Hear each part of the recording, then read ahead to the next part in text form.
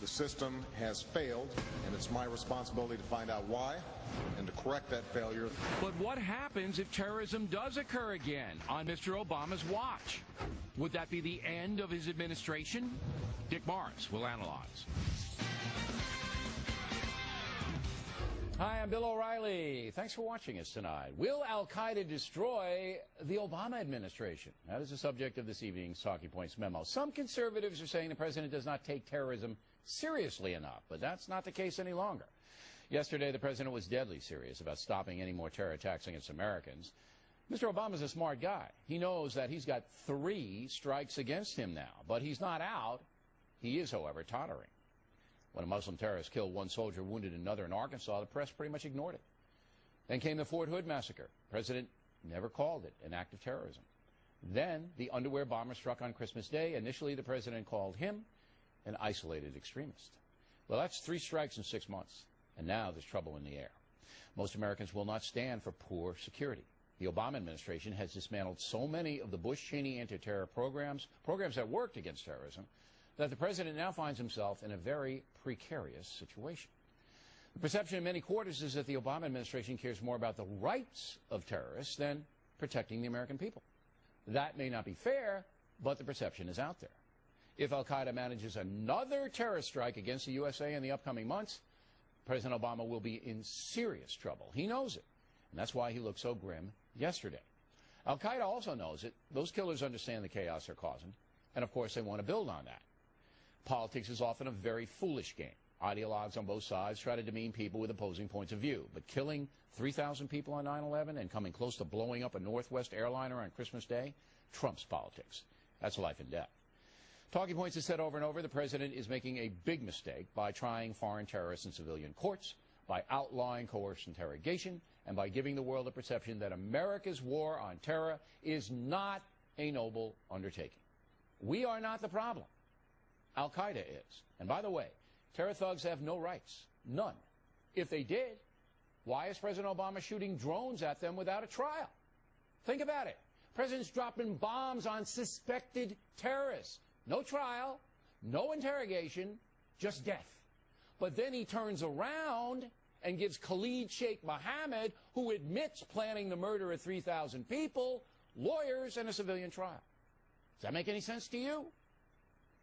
The issue of terrorism could well bring down the Obama administration. One more successful attack on this country, and all hell will break loose. And that's the memo. Now for the top story tonight, the president's approval ratings entering his 2nd year in office. Rasmussen Daily Tracking Poll has 49% of Americans approving of Mr. Obama's job performance right now, 51% disapproving.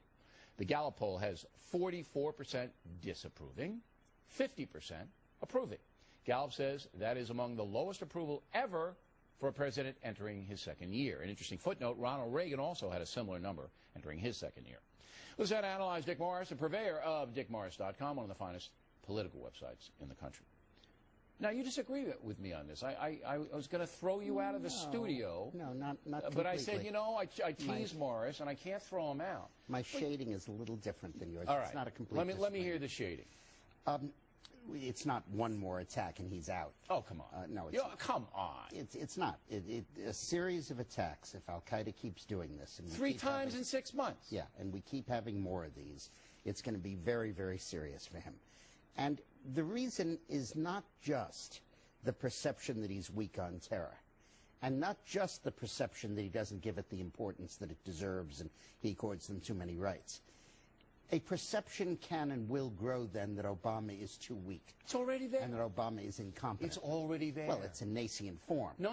Let me stop you right there. Okay, here's why you're wrong. Desperately wrong, Morris. Morris is desperately wrong. Dick Cheney, hammering him. Yeah. Sarah Palin, on her Facebook page, kills him yesterday. Now, here are the 2 strongest voices right now on the GOP side. Cheney, because he's speaking out and is former vice president, and Palin on the ascent. They're both saying the same thing. This guy has no clue how to protect Americans. And you're telling me it's in a nascent form? It's there. Let me try to explain what I mean here.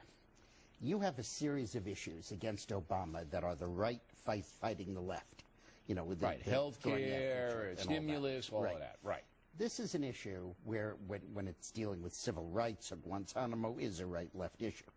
But when it's dealing with things like incompetence in keeping people off airplanes, or not having the no-fly list be comprehensive, or the kinds of mistakes that took place here, it's not ideological. It affects all Americans. Everybody, right. And therefore, it represents a kind of flank attack on Mr. Obama, which I think could be very, very effective and very devastating. I'm not a crook.